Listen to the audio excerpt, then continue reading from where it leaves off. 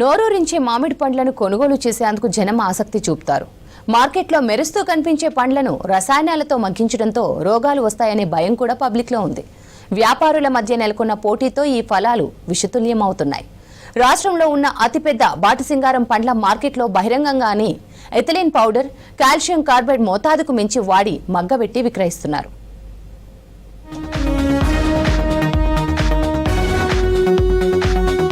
మామిడితో పాటు ఇతర పండ్లను ఇథిలిన్ పౌడర్ తో మాగబెట్టేందుకు కేర్ ఆఫ్ గా మారింది బాటసింగారం మార్కెట్.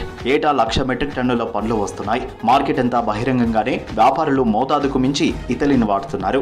ఈ మార్కెట్ నుంచి బెంగళూరు, ఢిల్లీ, ఉత్తరప్రదేశ్ లాంటి ప్రాంతాలకు మామిడిని ఎగుమతి చేస్తున్నారు వ్యాపారులు.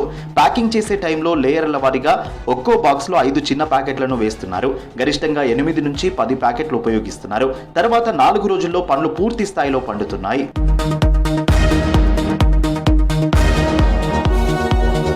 స్థానికంగా అమ్మే వ్యాపారులు కూడా ఇథిలిన్ రసాయనాలు వాడుతున్నారు. తొందరగా మాగబెట్టి అమ్మేందుకు స్థాయికి మించి ఇథిలిన్ ఉపయోగిస్తున్నారు వ్యాపారులు. బాటసింగారం మార్కెట్లో ఇథిలిన్ ప్యాకెట్లను అమ్ముతున్నారు. ఒక్కో కాల్షియం కార్బైడ్ ఇథిలిన్ ప్యాకెట్ 150 నుంచి 200 రూపాయలకు విక్రయిస్తున్నారు.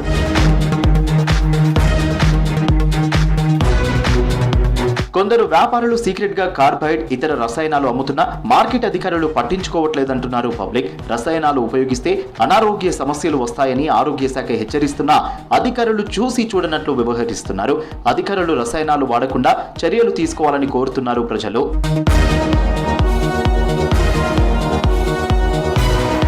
రసాయనాలతో పండించిన పండ్లను తీసుకుంటే అనారోగ్య సమస్యలు వస్తాయని హెచ్చరిస్తున్నారు డాక్టర్లు. కాల్షియం కార్బైడ్ నిషేధించారని తెలిపారు.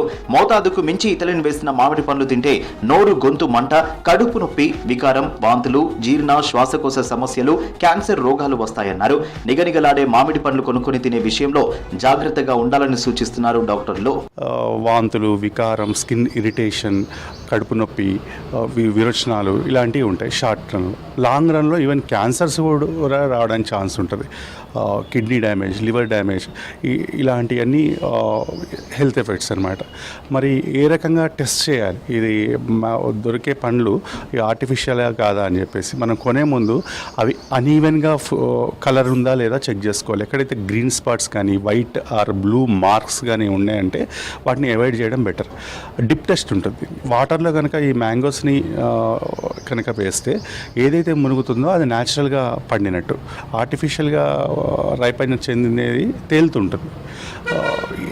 దాన్ని మనం స్మెల్ కూడా చూడాలి. కెమికల్కి స్మెల్ కనుక వస్తే కనుక అవాయిడ్ చేయాలి. బాటసింగారం మార్కెట్లో నిషేధిత రసాయనాల వాడకంపై ఫుడ్ సేఫ్టీ అధికారులు తనిఖీలు చేయాలని కోరుతున్నారు సిటీ పబ్లిక్.